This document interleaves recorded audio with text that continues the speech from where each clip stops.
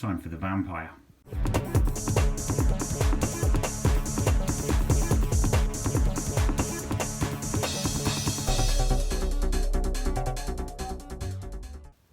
So on a previous video on my channel, I showed you my three Amiga computers, the A500 Plus, which you can see is in front of you here, the A600 and the A1200, and in particular I talked about upgrades and expansions that I could get for those machines. And at the time, I actually decided to go for the ACA 1233N accelerator card for the Amiga A1200. And Gadget UK 164, awesome tuber, check him out if you haven't already done so.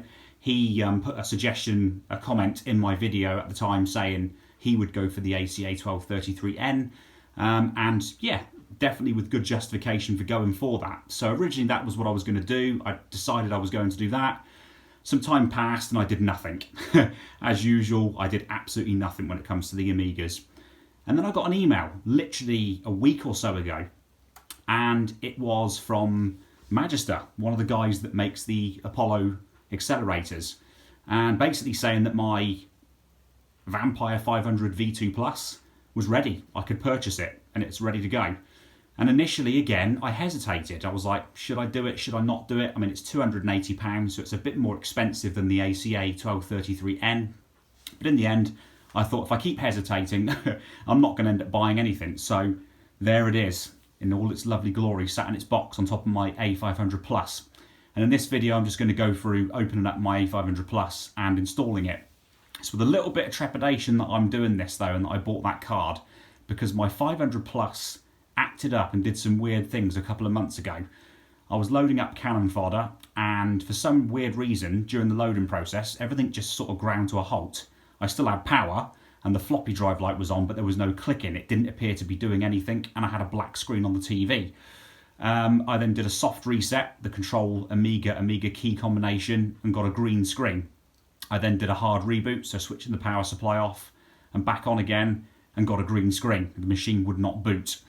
I then put it away for a few weeks, and then during a little time where I was messing about with my 600, I got that back out to play some games. I also gave my A1200 a shake down and fired that up to make sure it worked.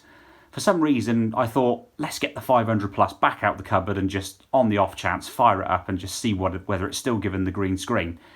And it worked. The machine fired back up and booted as normal, and it's been fine ever since. I've been testing it ever since then, and it's been okay when I've been doing that. So yeah, one of the things I'm doing, you can see I've got it sort of set up down here. I'm in a different room. I'm in my living room this time rather than the game room, and I'm actually going to fire it up and we'll just make sure that he works. So I'm going to take the phone off the tripod and sort of do that now.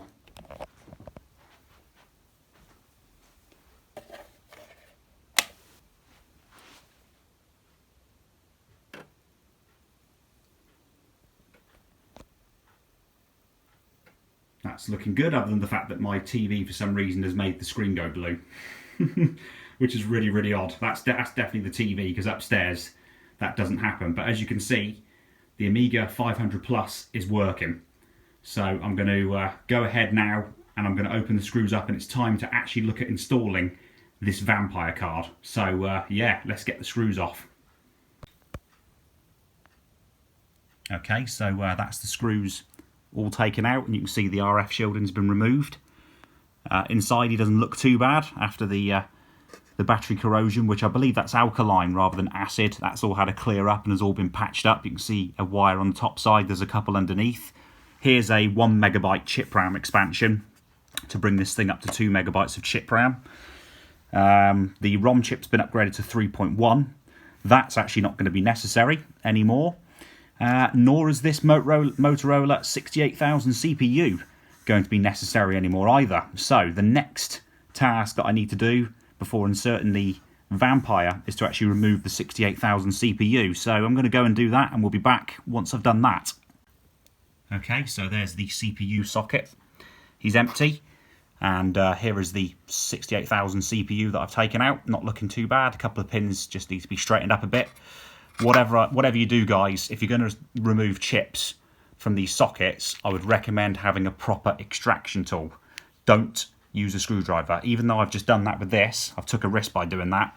You can easily damage the socket. You can even damage traces that might be running underneath the socket if you accidentally dig into it. or you could actually damage the chip to a point where you could snap legs off and it would be completely unusable. So whatever you do, don't do what I just did there. Use a proper extraction tool. But anyway, you can see the socket's now bare. Let's get the Vampire in there, shall we? Okay, so let's unpackage this card and slide them on out.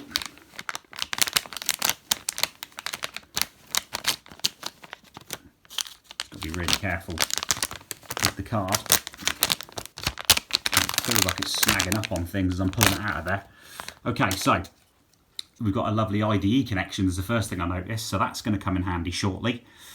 This basically goes into the Motorola 68000. You've got your Cyclone FPGA. You've also got a JTAG port for programming this thing. There's a JTAG port.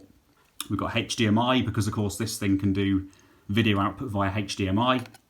And we've also got this micro SD slot as well, which I know in the future you're going to be able to boot from it. It can actually be your main boot drive. You don't necessarily have to use IDE, but it's there. And they've also got some artwork on the back and this foam piece here essentially to protect the pins in transit in shipping. So yeah, Vampire 500 V2 Plus Magister. Let's get this thing installed. Well, that was a bit more of a faff than you would believe. So it's in there, it's all socketed, it's pushed down quite nice and hard. You've got a couple of lights on, power and act, and the drive's clicking. I had to move a capacitor, I had to sort of angle it that way because it was sitting up too tall for the card to be pushed down enough to get into the socket. So yeah, I'll take it up to the TV where you get a lovely message. 3.10 ROM, powered by 68080 AMMX, Apollo team bringing 68K back, and you've got the usual kickstart screen, which is awesome. There's one more upgrade to put in this thing though. And of course that upgrade is a compact flash to IDE adapter, which you can see is in there, and a compact flash that's got a lovely classic Workbench installation on it.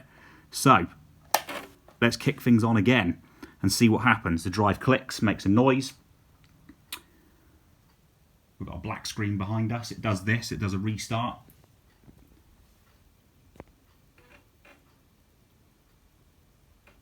Okay, oh, wow, okay, woo, oh yes, look at that. There it is, bringing 68K back, and there's my lovely classic Workbench installation. Wow. So the Vampire's working, the Amiga seems to be quite happy, and we have ourselves a Workbench screen, so that is fantastic. I'm going to have to figure out what to do with this thing now, guys, so you might see some future videos of me showing some things I can do with this, maybe some tests with some games, etc. So for now, thanks for watching, and I'll catch you again soon. One final thing, you can see just about there, the top of the compact flash to IDE adapter with the compact flash card. This fouls up against the top of that because obviously everything's now a bit higher up with the Vampire and that being sat on top. So I'm not going to be able to use the shielding because I'm very, very concerned about even putting it down a bit more with it actually shorting things out, maybe even causing some damage underneath there. So this RF shielding, unfortunately, is not going back in here. I'm going to have to put this thing back together without the RF shielding in. But anyway, thanks as ever for watching, guys. Catch you again soon. So there he is, all fully reassembled, minus the RF shielding. The keyboard sort of rests on top of that compact flash to IDE adapter, but it's not touching anything that's going to cause any problems from what I can see, and everything appears to work absolutely fine. 500 plus is on, and there is that lovely Workbench, classic Workbench screen that we can see there. So just, there we go. So there we are, guys. This time I am going to say thank you for watching, and I'll catch you again soon.